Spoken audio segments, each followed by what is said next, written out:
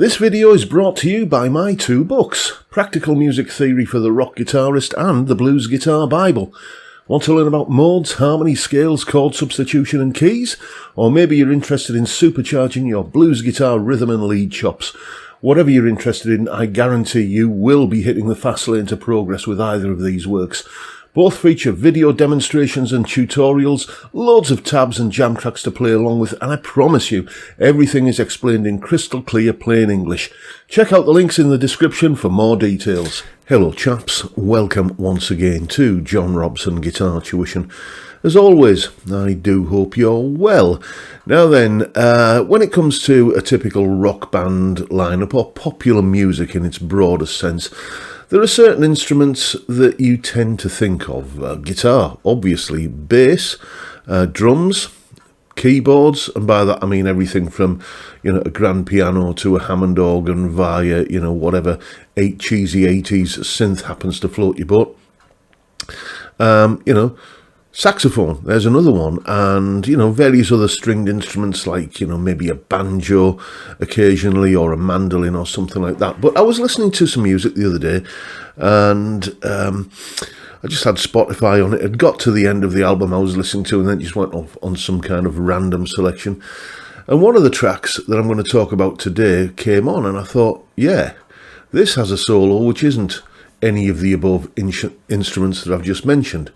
And I thought, yeah, if I have a bit of a think about it, I bet there's a top 5 list in there somewhere about, iconic rock songs with solos or structural parts of the song which aren't guitar, bass, drums, keyboards, etc., etc. And this is the list I came up with, starting with Penny Lane by the Beatles. Yes, indeed. Probably my favourite ever Beatles song, if I had to pick one. I just love the song, and there it is. The Beatles are one of my favourite bands, and this is probably up there, certainly in the top 5 of my favourite Beatles songs. The solo was played on a B-flat piccolo trumpet by a virtuoso musician, played with many orchestras, I think London Philharmonic, or Royal Philharmonic or London Symphony, one of the big orchestras basically. A chap called David Mason who played this, as I say, on a B-flat piccolo trumpet. It was inspired by Paul McCartney hearing the same instrument on a TV performance of Bach's Brandenburg Concerto No. 2, and we thought, yeah, I wonder if we can kind of get that on one of my songs. Funnily enough, the chap who played it had never heard of the Beatles. He was just booked to do a session, turned up, he didn't know who these people were, and what had happened is Paul had kind of sung the solo, George Martin had written it out and given it to the Mr. Mason to play.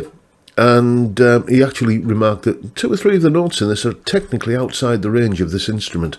And Paul just said, yeah, but you can do it, can't you, because you're fantastic, or something along those lines. And he got it in 2 takes. And yeah, to me, it's just an iconic part of the song. You can't imagine that song without this solo, and that's why it had to be on the list. This is the one that came in my Spotify feed, actually, which inspired this list. So there you go. Next. It's a Long Way to the Top by AC/DC. Yes, from the 1975 album TNT. Yeah, it's just up there, isn't it? It's one of the tracks that if you're a fan of AC/DC, you probably think of Highway to Hell, You Shook Me All Night Long, Back in Black, and a few others, but this one's certainly on the list. And the thing is, the song would work without the bagpipes. It just would. How do I know this? Because I've seen covers bands doing it and they didn't have bagpipe players, and it worked. That the song kind of held water as a song without having the bagpipe part in it. But dear me, doesn't it just define the song? My research has led me to believe, and correct me if I'm wrong, that it was actually Bon Scott who played the bagpipes on this. When you watch the music videos on the back of that kind of flatbed truck as they're being driven around a city, you do see a couple of kind of Highland pipers in kind of full Highland dress, kilts and all that sort of stuff, playing the bagpipes. But Bon is actually holding a set of pipes during the video as well. apparently, according to Wikipedia, so that's how reliable my information is, Bon actually did play bagpipes on this track, and yeah, it just makes the song more fun somehow. It just kind of adds a touch of tongue-in-cheekness to it, and it's there. Well, there it is. Bagpipe solo on a heavy rock track had to be on the list, didn't it? Next, Miserlou by Dick Dale. I first heard this tune, like I suspect many people did, in 1994 when I saw Pulp Fiction. Well, I didn't see it came out in 1994. I think it was a little bit after that when it finally made it onto the shelves of Blockbuster, where, as you did in those days, kind of, we get so used to, just kind of Netflix, scroll, oh, that'll do.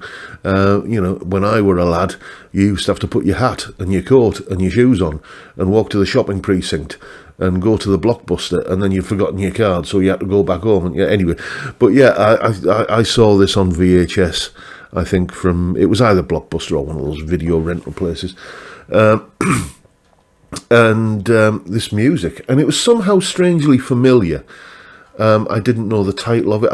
I didn't know what it was, but when in that opening scene when John Travolta and Sam Jackson are in the car, and that tune comes on the radio, and then it goes off into Kool and the Gang song, doesn't it? Yeah, it just instantly iconic and catchy, and I will always picture that scene of the movie in my head when I hear that tune. And the trumpet solo, again, I'm reliably informed by Reddit this time that it was Dick Dale himself who played the trumpet solo. People on that thread where I was reading about this said that they'd seen him live and he used to play it live, so there you go. Talking about live versions of this, the Jules Holland annual New Year hootenanny show that we tend traditionally to welcome the New Year in on TV in the UK. Dick Dale was one of the guest performers on that, years and years and years ago. It was after the Pulp Fiction thing, because I was familiar with the song with the tune by then, and yeah. He played a version of it, but there was no trumpet solo, and it just lacked something. It just didn't somehow sound complete without that trumpet solo. So there you go. Again, a trumpet solo on a surf rock version of an old, I believe, Mediterranean, folk tune from way back when. Again, had to be on the list. Next, Norwegian Wood by the Beatles. There had to be another Beatles one on the list. I could have probably filled this entire list up with Beatles songs, actually, or Paul McCartney, because I nearly went with the bagpipes on Mull of Kintyre, but I thought I'd give the bagpipe franchise to AC/DC. But yes, Norwegian Wood, George Harrison had been... this was 1965, wasn't it? Rubber Soul album, and apparently George had only recently started messing around with a sitar. I might be wrong on this, but I think it's possibly the first time he actually recorded something on a sitar, and he just picked it up and just kind of fooled around really until he got the melody. And then it was put on the song and it was there. And again, now. It's a song that I've seen other people do, covers bands and stuff like, and try and do a version of it. But it lacks something without that sitar sound to me. It completes it. It's just an essential part of the flavour of the whole song. And, you don't, all the instruments we've spoken about so far, kind of trumpet, piccolo trumpet, bagpipes, and so on, they've all been, shall we say, instruments from a Western tradition, but this is real fusion stuff. This isn't it, kind of bringing an Asian instrument onto one of, I think, the most catchy pop tunes. Is it a pop tune? I would say it is, of the 60s period. Yeah, had to be on the list because I'm a massive Beatles fan as well. Next, House of the King by Focus. This one brings back some memories. Those of us in the UK who are old enough will possibly remember a television personality called Professor Magnus Pike. I should have got a picture of him to put up on screen. I'll try and drop one in the edit. He was your archetypal popular TV scientist, you know, and he used to host a show on the ITV network called Don't Ask Me, and it had this really catchy theme tune. And in the same way as another show that I've spoken about many times, local current affairs show in this part of the world called Coast to Coast, had a really catchy theme tune. What's that? And I managed to figure out and ask around, and it was Layla. Okay, and that's how I sort of got into the whole kind of Layla and other assorted love songs. That's where I discovered blues and all that sort of stuff. But I did basically the same thing with this. What is that piece of music on that science programme? And it's called House of the King by Focus. And it sort of defined an era, really. The two big bands in the 70s who had, big rock bands in the 70s who had, flute as a prominent part of what they were doing were obviously Focus with Ties van Leer and Jethro Tull, Ian Anderson. But it just became a thing. I remember lots of, kind of TV music and film music and stuff where it was, showing some funky dudes in a discotheque or something like that, and there'd always be, the music would always seem to feature like a flute of some kind, on that, because it became just. So it was just in the same way as, I suppose, in a bigger way, saxophone was a big thing. Lots of songs had sax solos in the 70s.